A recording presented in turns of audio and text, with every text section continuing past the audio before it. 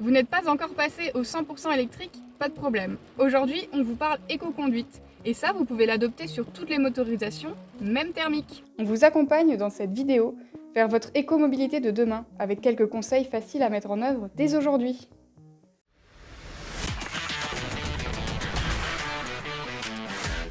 L'éco-conduite, c'est quoi?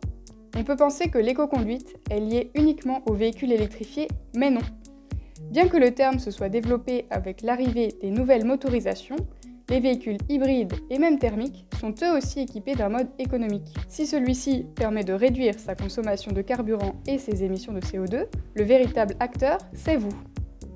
Éco-conduire, c'est donc adapter son mode de conduite sur la route pour réduire son impact environnemental, réaliser des économies de carburant, mais aussi diminuer le risque d'accident.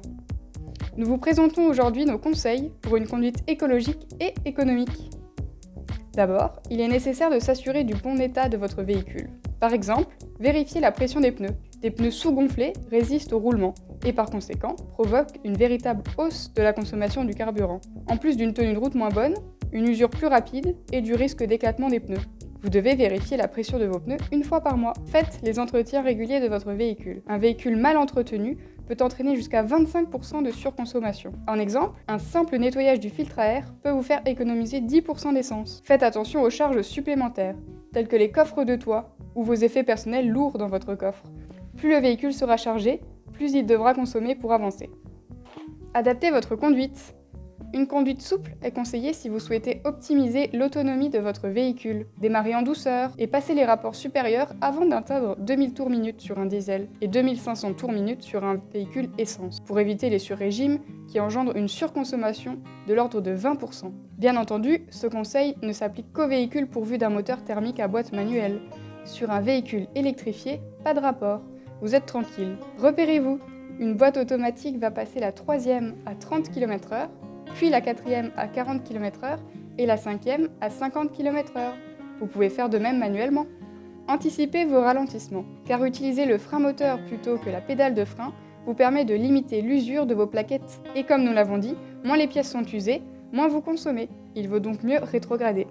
Par ailleurs, sur les véhicules électrifiés en mode éco, le frein moteur aura une efficience supérieure et vous permettra de freiner de manière plus conséquente pour limiter votre usage de la pédale de frein jusqu'à même vous en passer. De plus, si vous arrivez à un feu rouge, freiner suffisamment en amont vous permettra peut-être d'éviter de vous arrêter et de redémarrer si le feu vient à passer au vert. Pareil si un piéton traverse par exemple. Maintenez vos distances de sécurité. Nous venons de le dire, l'anticipation est une source d'économie et de sécurité. De bonnes distances vous permettront d'anticiper les ralentissements et freinages d'urgence. Réduisez votre vitesse. Si vous n'avez pas d'urgence, nul besoin de rouler à la vitesse indiquée. Par exemple, sur l'autoroute, en roulant à 120 km/h au lieu de 130, vous perdrez 4 minutes sur votre trajet, cependant, vous économiserez 1 litre de carburant sur 100 km et réduisez vos émissions de CO2, de près de 12,5% sur 500 km.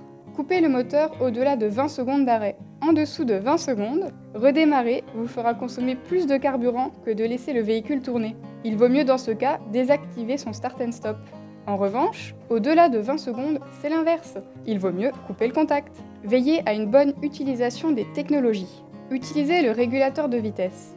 Il vous permettra de rouler à une vitesse stable, vous évitera une fatigue supplémentaire et surtout empêchera les accélérations-décélérations permanentes pour maintenir votre vitesse. N'abusez pas de la climatisation. Évitez de mettre la clim à fond au démarrage. Elle n'est efficace qu'après quelques minutes seulement. Pour régler la température de la clim, on enlève 5 degrés Celsius par rapport à la température extérieure. Utilisez le GPS pour éviter les bouchons. Rallongez votre trajet de quelques kilomètres pour ne pas vous retrouver à l'arrêt pendant plusieurs minutes vous fera économiser du temps et de l'argent. Trouvez les bornes et les stations les moins chères.